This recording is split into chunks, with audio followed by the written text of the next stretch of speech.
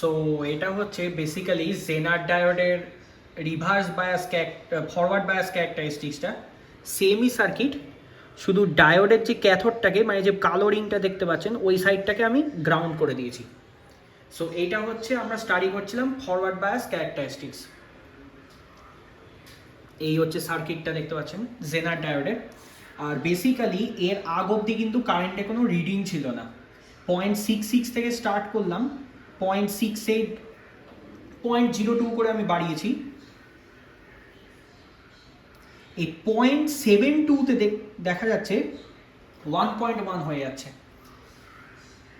তার মানেটা হচ্ছে যে কারেন্টটা কিন্তু দুম করে বেড়ে গেছে। তার মানে ওই নি ভোল্টেজটা হচ্ছে 0.71 থেকে 0.72 এরকম, মানে এরকম একটা, মানে 0.71 এরকম একটা আসবে নি ভোল্টেজ যেটা।